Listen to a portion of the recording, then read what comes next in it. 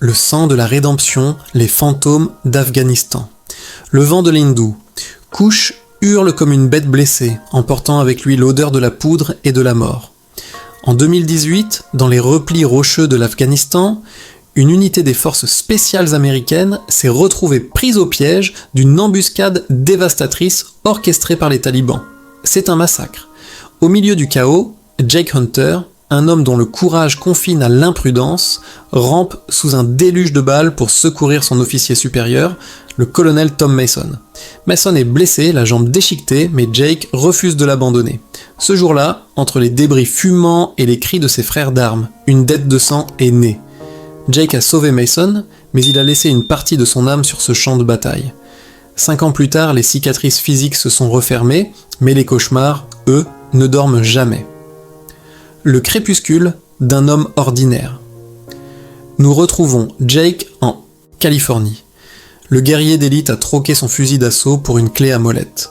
Il travaille comme mécanicien dans l'atelier de son oncle Earl, un homme au passé trouble qui tente, lui aussi, de se faire oublier.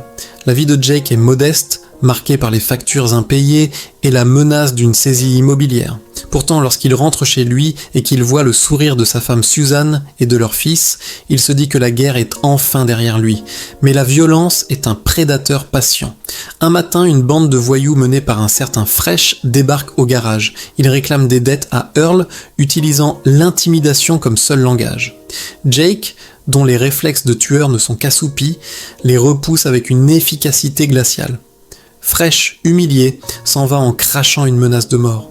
Quelques heures plus tard, le monde de Jake bascule dans l'horreur absolue. En arrivant chez lui, il croise Fresh qui s'enfuit. À l'intérieur, le silence est plus assourdissant qu'une explosion. Suzanne et son fils gisent au sol, froidement exécutés. À cet instant, le mécanicien meurt. Et le soldat renaît. La vengeance de Jake est immédiate et féroce. Il traque le gang dans un nightclub et les élimine un par un dans un déchaînement de violence pure. Mais cette justice personnelle a un prix, la prison à perpétuité. L'ombre de la section 8, 5 mois passent dans la grisaille d'une cellule de haute sécurité. Jake est une coquille vide, refusant même l'aide du colonel Tom Mason qui tente de le faire libérer par les voies légales. Pour Jake, la prison est une protection contre lui-même. C'est alors qu'intervient Ramsey. Mystérieux, charismatique et doté d'une influence qui semble dépasser les murs du pénitencier, Ramsey fait une offre à Jake. Une nuit, 2 ombres en uniforme tactique extraient Jake de sa cellule. Il ne s'agit pas d'une évasion, mais d'un recrutement. Ramsey dirige la section 8, une unité fantôme, inexistante dans les registres officiels, mais financée par des ressources étatiques illimitées. Leur mission ? Éliminer ceux que la loi ne peut atteindre. Ramsey promet à Jake une nouvelle identité, une fortune et surtout une raison de vivre. Tu es une arme de précision, Jake. Ne laisse pas ton talent pourrir derrière des barreaux. Après une période d'hésitation, Jake accepte. Il est emmené dans un complexe de haute technologie où il rencontre ses nouveaux équipiers. Lisa, une tireuse d'élite au regard d'acier, Brown, un colosse sceptique, et Leonard, un assassin au sang-froid légendaire. Les missions de l'ombre, le sang de l'innocence. La première mission de Jake l'emmène au Mexique. La cible est Castillo, un trafiquant d'armes qui s'apprête à vendre des schémas secrets à la mafia russe. L'opération est brutale. Dans un hangar délabré, la transaction tourne au bain de sang. Jake élimine les mafieux avec une précision terrifiante et récupère les documents.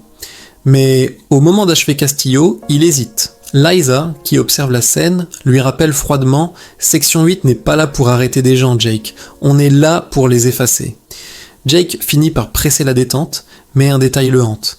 Il a laissé la vie sauve à 2 jeunes filles témoins de la scène. Ramsey est furieux. Pour lui, la compassion est une faille de sécurité. La tension monte lors d'une seconde mission visant un sénateur corrompu. Alors que l'équipe doit l'exécuter, Jake hésite à nouveau lorsque l'homme invoque sa famille.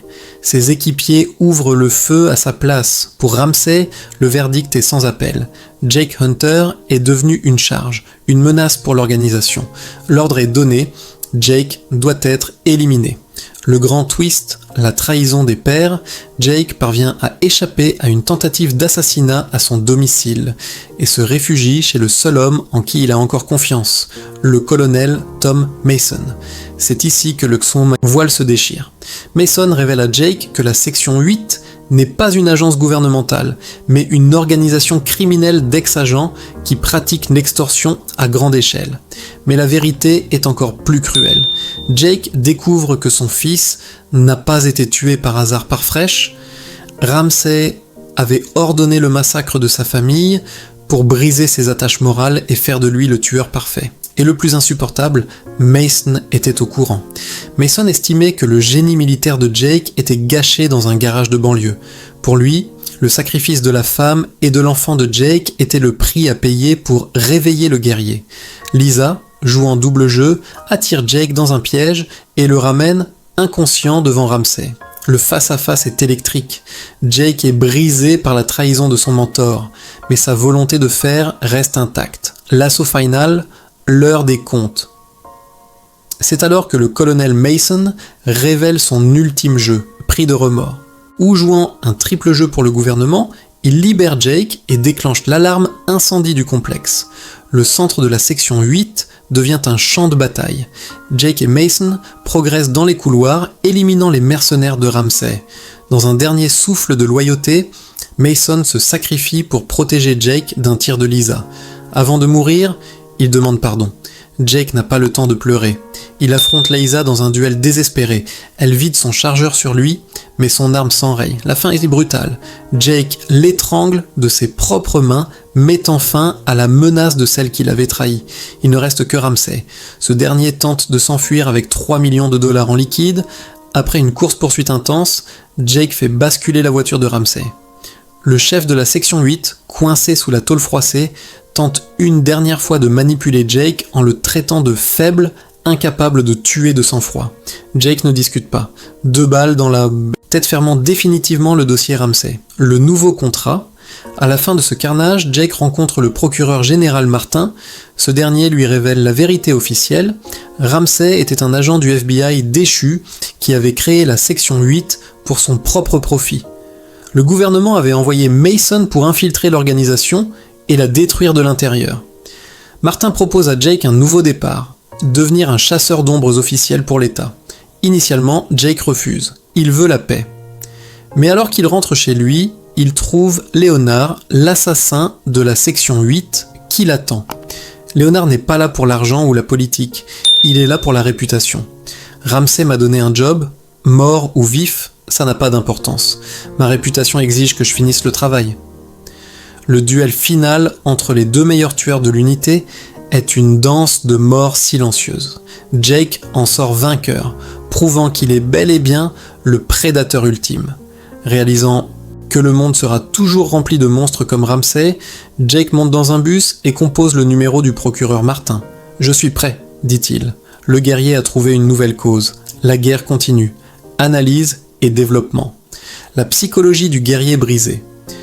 Le personnage de Jake Hunter incarne la dualité entre l'homme de paix et l'instrument de destruction. Son passage de l'atelier de mécanique à l'unité d'élite montre que l'on ne peut jamais vraiment échapper à ce que l'on est. La boussole morale de Jake est l'élément central du récit. Contrairement à Lisa ou Leonard, qui sont devenus des machines, Jake conserve une part d'humanité qui le rend vulnérable, mais c'est cette vulnérabilité qui lui permet de démasquer la corruption de la section 8. La trahison de Mason. Le personnage du colonel Tom Mason est le plus complexe. Il représente la figure paternelle qui trahit son fils pour ce qu'il croit être un bien supérieur. Sa conviction que le talent de Jake méritait un sacrifice humain montre jusqu'où l'obsession militaire peut mener. Sa mort est sa seule rédemption possible. Le rôle de Leonard. Leonard est le double sombre de Jake. Il n'a pas de haine, pas de passion. Il ne suit que son contrat. Sa présence à la fin du film souligne que même lorsque les chefs tombent, le système de violence qu'ils ont créé continue de fonctionner par inertie.